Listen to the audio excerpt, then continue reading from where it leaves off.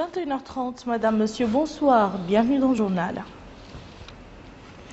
Les marchands ambulants adressent au cours d'une marche en direction de la présidence le remerciement au président de la République pour avoir construit un marché à leur profit.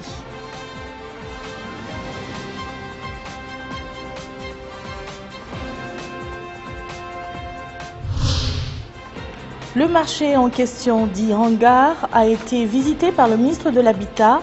Il sera prêt, a promis la société en charge de l'exécuter, dans 45 jours.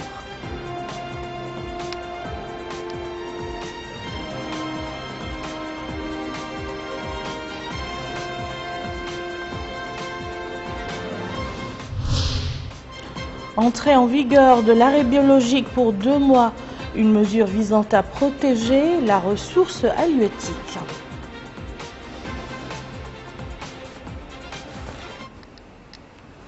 Nous commençons ce journal par le courrier du président de la République. Mohamed Ould Abdel Aziz a adressé aujourd'hui un message de félicitations à son homologue irakien Jalal Talabani à l'occasion de la fête nationale de la République d'Irak.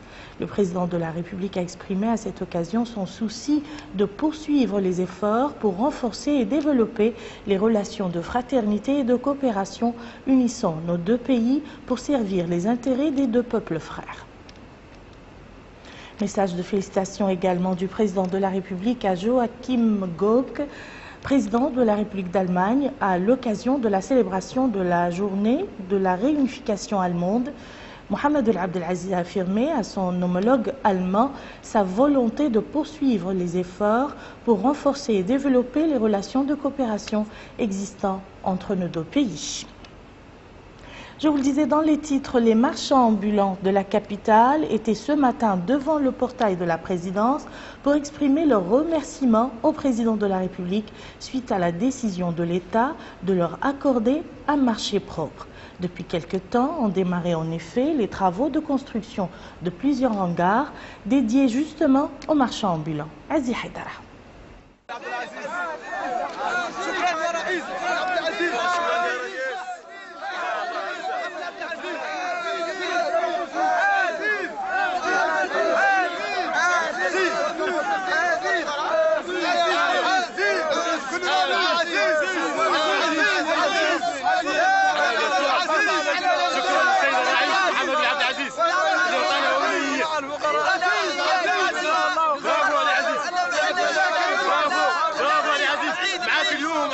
Un soulagement pour les marchands ambulants du marché de la capitale. Ceux qui se voyaient privés de vente en ces veilles de fête viennent d'être réhabilités. Aujourd'hui, une mission composée du ministre secrétaire général de la présidence, Si Adama, du directeur de cabinet du président de la République, Ahmed Ould Bahia, et du chargé de mission à la présidence, Abdullahi Ould Ahmed Damou. Ils ont reçu ce matin les représentants des vendeurs ambulants.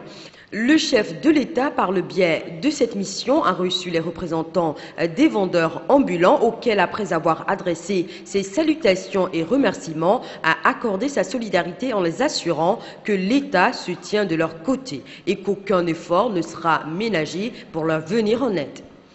Ces marchands ambulants qui tenaient des sittings et des marches tout dernièrement ont distribué à l'occasion un communiqué dans lequel ils expriment leur respect au chef de l'État ainsi que leur satisfaction.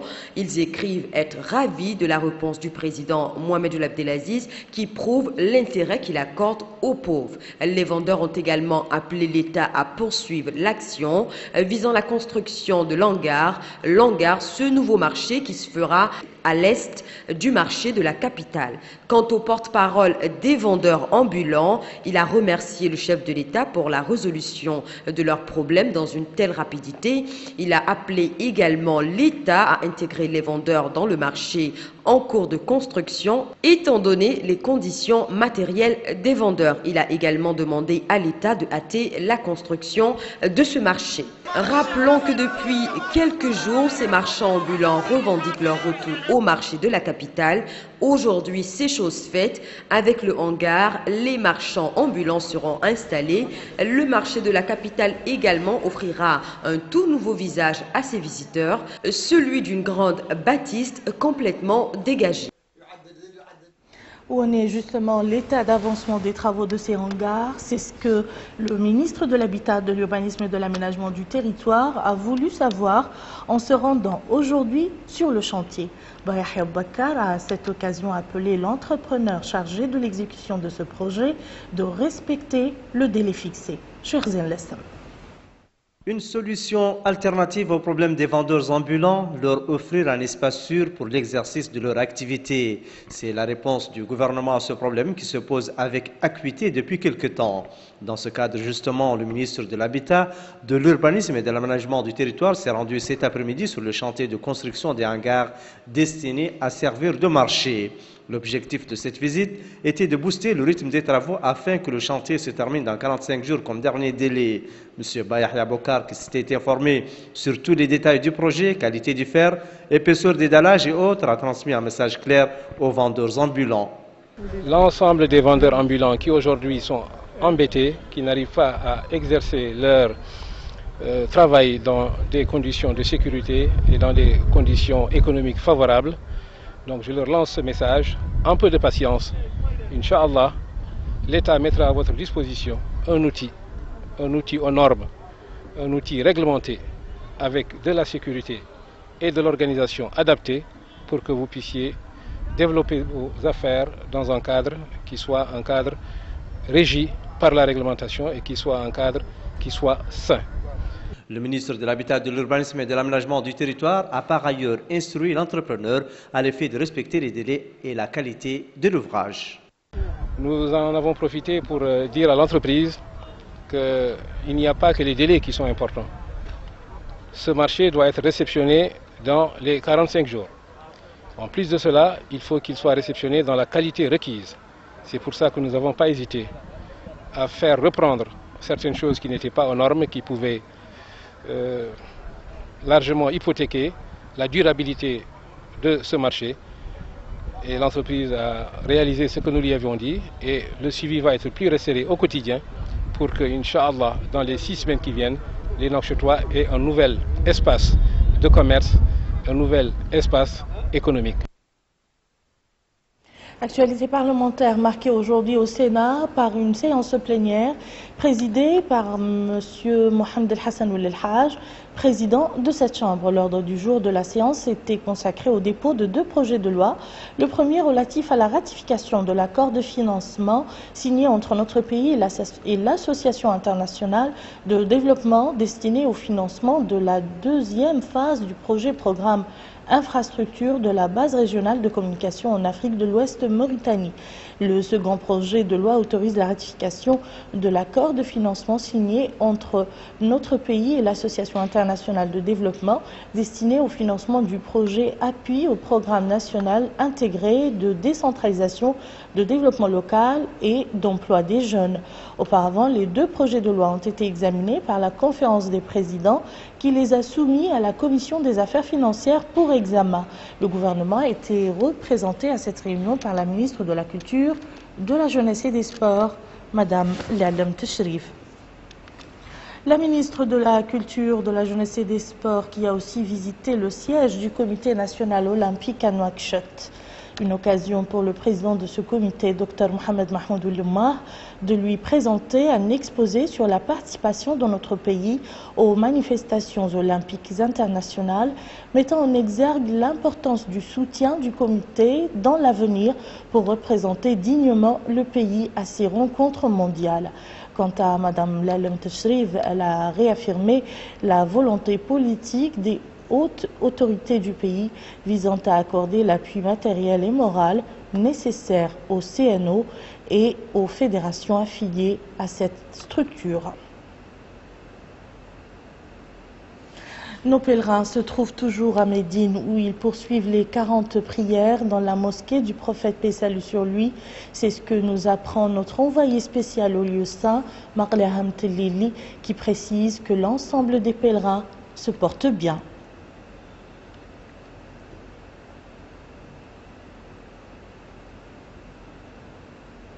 Et nous revenons à Nouakchott pour parler cette fois-ci de la réception organisée hier soir par l'ambassadeur d'Arabie Saoudite, Saoud Ben Abdelaziz Al-Jaberi, en l'honneur de l'ambassadeur gambien, Amadou Batié, au terme de sa mission dans notre pays.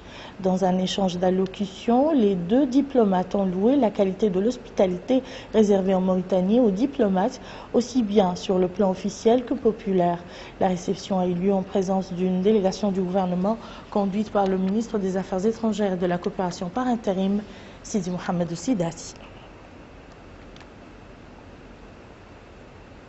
À Nouadhibou, les chalutiers ont jeté l'ancre, arrêt biologique oblige. La pêche industrielle est en vacances pour 2 mois depuis hier. Cette mesure qui a fait ses preuves ces dernières années permet le renouvellement de la ressource halieutique. Elle est également mise à profit par les opérateurs pour faire le ménage dans les usines et éventuellement la réfection de nos flottes. Commentaire Moussa Ndiaye. Le repos biologique qui dure 2 mois au niveau de la pêche industrielle a débuté depuis le 1er octobre 2013. Ce repos vient en exécution de l'arrêté numéro 115 du ministre de la Pêche et de l'économie maritime pour permettre une reproduction de nos ressources halieutiques.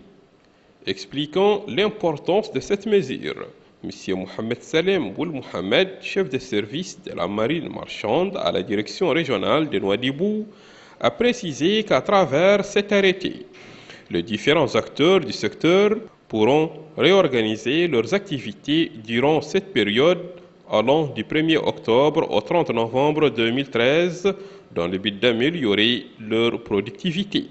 Cet arrêt biologique va aussi créer sans nul doute un environnement approprié à la reproduction des espèces, aussi va permettre à certains travailleurs de se reposer. Ont précisé quelques acteurs opérant dans le domaine de la pêche industrielle. Ils ont ajouté que ce repos biologique ne s'inscrit que dans le cadre d'une action visant à respecter certaines normes techniques. À la lumière de quelques résultats enregistrés par les structures nationales en relation avec celles qui gèrent les dossiers du repos biologique, on note que certains observateurs encouragent cette initiative. Attar, la capitale de l'Adrar, a abrité hier un séminaire sur la transparence.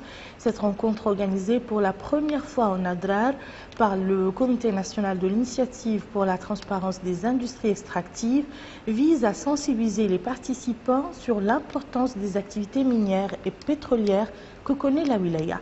Abdrahman Hamad.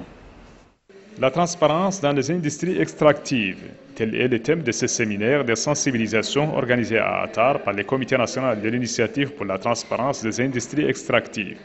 Cette rencontre vise à sensibiliser la société civile, les autorités administratives et la presse sur l'importance de la transparence dans les industries extractives et sur son rôle dans la lutte contre la corruption dans les institutions financières y afférentes, mais aussi sur la nécessité de préserver l'environnement dans les zones qui contiennent ces industries extractives. Ouvrant les travaux de cet atelier, le Wali de l'Adrar a indiqué que ce séminaire intervient dans une période où le secteur des industries extractives connaît un bond qualitatif à la faveur des politiques et stratégies sages mises en œuvre par le gouvernement en exécution des orientations du président de la République, M. Mohamed Abdelaziz.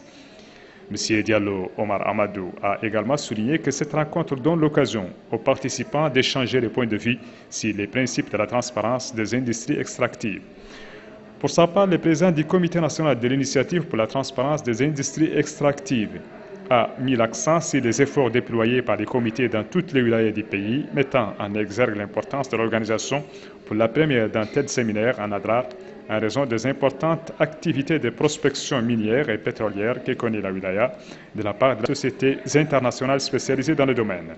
M. Mohamed Yisrim Ahmed a en outre passé en revue des améliorations introduites au titre du nouveau code minier qui se conforme aux normes internationales en matière de transparence et de protection de l'environnement dans le domaine des industries extractives. Les participants à cette rencontre ont suivi des exposés portant dans leur ensemble sur la transparence dans les industries extractives, la protection de l'environnement ou encore les politiques nationales suivies dans ce domaine. Et nous restons à Tar où vient de séjourner une délégation du Bureau national de l'association des parents d'élèves dans le cadre d'une campagne de sensibilisation qui a démarré de Zouérat sous le thème « L'enseignement au service du développement ». La délégation, après avoir visité certains établissements scolaires à Tar, a tenu une réunion en présence du Wali de l'Adrar. Ce dernier a exhorté la famille pédagogique à œuvrer de concert avec les pouvoirs publics pour assurer le succès de la nouvelle année scolaire. Quant au président de l'association des parents d'élèves, il a surtout axé ses propos sur le phénomène de la sédentarisation anarchique et ses conséquences négatives sur l'opération pédagogique. Venons-en maintenant aux activités des partis politiques. Nous commençons par le parti LUIAM, démocratique et social, qui vient d'organiser à Ebden, relevant de l'arrondissement de Ndiago, une cérémonie à l'occasion de l'adhésion en son sein d'un groupe dénommé le Courant pour les rangs du parti. La manifestation était l'occasion pour les dirigeants et cadres de l'UIAM d'évoquer le niveau de préparation atteint par le parti en vue de sa participation aux prochaines élections municipales et législatives. Bouedjerou Roumeid, président du parti LUIAM, a souligné le rôle majeur des communes dans le développement local ainsi que dans l'amélioration des conditions de vie des populations.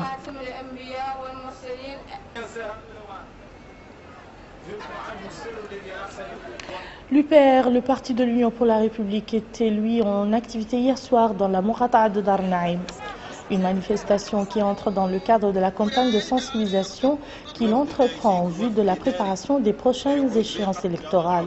Parmi les sujets évoqués, l'évaluation des campagnes au niveau de la Mourata'a de Dar Naïm concernant l'enregistrement sur la liste électorale et le retrait de la carte d'identification nationale. Le secrétaire général de l'UPR, Omaroun Ma'atallah, se réjouit du niveau de la campagne, demandant à l'ensemble des acteurs au niveau de la Mourata'a de Dar Naïm de redoubler d'efforts pour amener l'ensemble des militants du parti à se faire inscrire sur la liste électorale. La page internationale de ce journal, nous la consacrons à quelques nouvelles brèves de ce qui fait l'actualité en Syrie, en Guinée et en Iran avec Mariam Ntelbou. L'opposition armée pourrait participer aux négociations avec le régime syrien d'après Sergueï Lavrov. Déclaration du ministre russe des Affaires étrangères lors d'une rencontre hier avec le secrétaire général de l'Organisation de la coopération islamique. Sergueï Lavrov a bien précisé qu'il ne parle que de l'opposition modérée qui n'a pas de visée terroriste. D'après lui, le président syrien Bachar al-Assad partage cette vision des choses. La conférence de Genève 2 devrait avoir lieu en Suisse le mois prochain.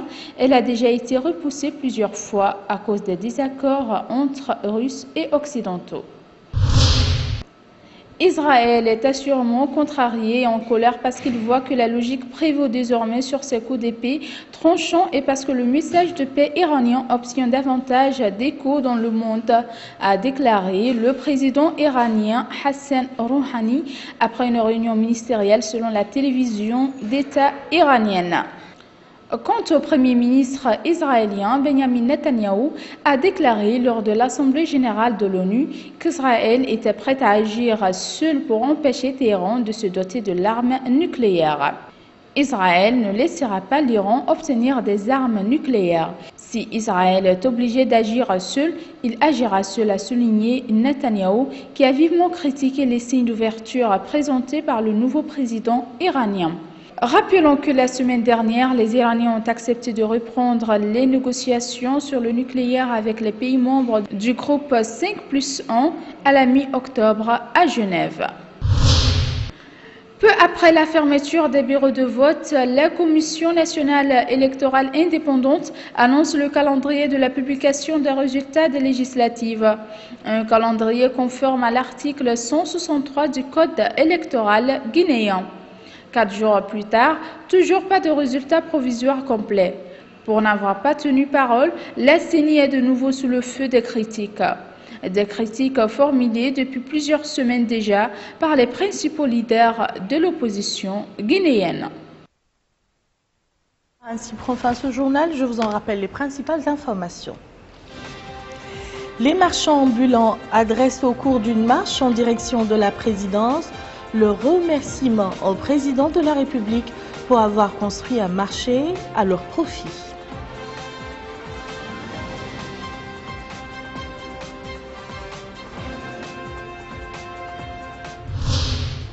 Le marché en question, dit hangar, a été visité par le ministre de l'Habitat. Il sera prêt, a promis la société en charge de l'exécuter dans 45 jours.